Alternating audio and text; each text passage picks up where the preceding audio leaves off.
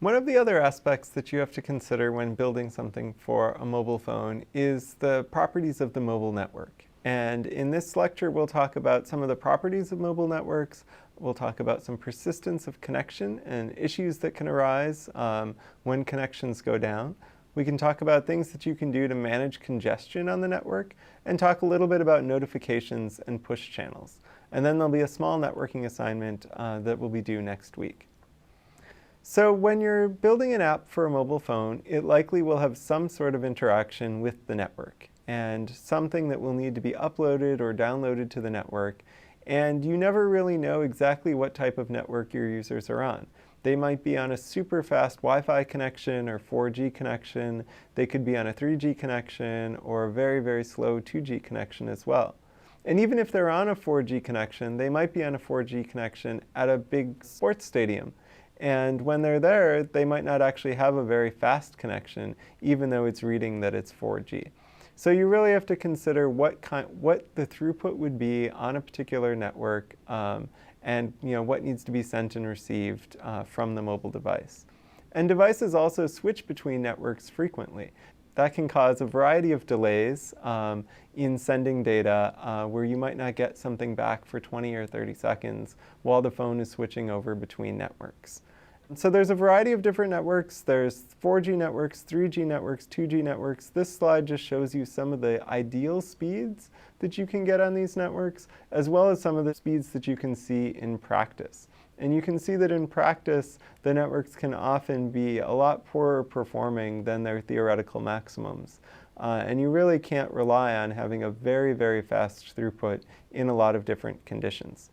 You can also see that there's very high latency on some of the networks as well, where you can get up to 5 or 10 seconds delay before getting a response back from the server. So as you think about how your application is designed, remember that if you're requiring some information back from the network, you might have these delays of 5 to 10 seconds. And you should make sure the user understands that data is coming and they should be patient and wait, or you can prefetch data ahead of time. And there's a lot of strategies to dealing with those issues. One of the interesting things on mobile phones is that persistent connections don't always persist. Mobile phones really try to save power throughout the day. So if nothing's been going on in the user interface, they often turn off the display. And so if you want some connection to stay active in the background, you need to be actively using it over time. And you need to request a wake lock on the platform to keep the phone alive and awake. And now all of these things use power. So you just need to be very conscious if you're going to have some kind of persistent connection open to the fact that that will be using some power over time if you leave that on. And there's also issues such as the network freezing, as I mentioned before, where you might have 20 seconds of delay before something comes back to the interface. So really making sure that the interface can prompt the user and show them that something's happening is extremely important. And there are some strategies that you can use to get around these issues happening and to get around these delays in the interface for the user. The most common is caching. So if your interface displays a lot of photos or displays a lot of textual content, save that so when the user comes back in, that's there for them. They can see the content that was in there last time. Apps like Facebook do a good example of this, or the New York Times app is a good example of this, that you can go in anytime without a network connection and see everything that was there before. So at least some content is visible if the network isn't extremely responsive at a given time. So your app should start immediately and show something useful and should pre-cache data that you think you might need. Some other issues that come across are congestion, especially with video. So if your app is streaming video and all your server has is a really, really high resolution video that requires a really strong 4G or Wi-Fi connection, you will likely see issues where the user sees the video getting interrupted and pausing and buffering. And HTTP live streaming is a way that you can get around some of these congestion issues. And basically what it does is it encodes the video at a variety of different resolutions and bit rates.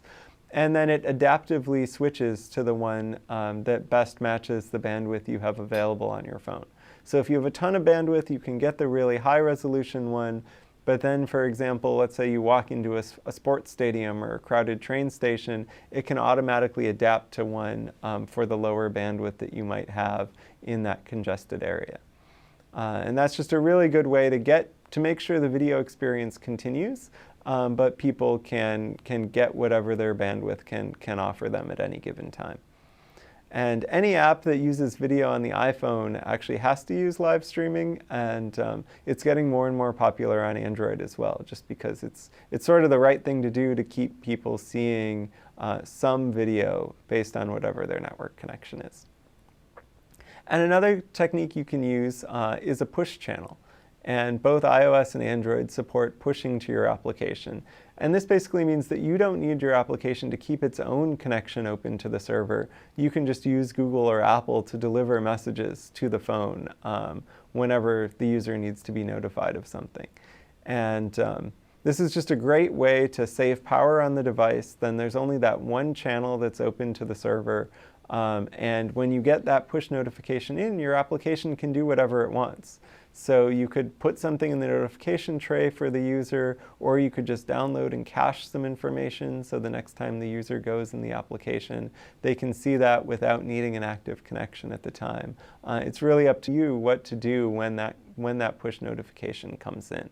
And this is getting more and more popular in applications. And a lot of mobile phone usage is switching to people responding to notifications and starting apps through notifications instead of starting apps through going into the launcher and picking an application and going into it. So think about how notifications might be useful in the project that you're doing this semester.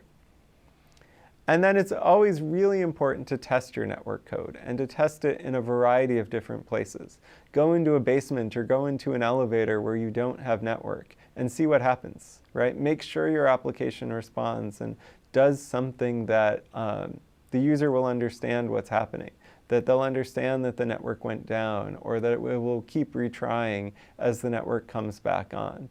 And on most platforms today, you can get notifications in your app when the network goes away or comes back. So listening for those notifications, those broadcast intents on Android, is a great way to know when to retry. So you're not constantly retrying and retrying and retrying if someone's in the subway for half an hour, and thereby using a lot of battery in doing so. So really test your applications, test them in places without network, test going from a place with network to a place without network, and see that it does something reasonable for the user in each of those locations. So now we'll have an assignment for you to do for the next week, basically to explore networks in a variety of different locations. So we'd like you to download this file that's listed here and also in the assignment that's posted online. And we'd like you to download that file on a variety of different networks. And if you have time, try downloading it in a variety of different places as well. Download it on a nice Wi-Fi network someplace. Download it on a 4G or 3G network, whatever the fastest you have available on your phone is.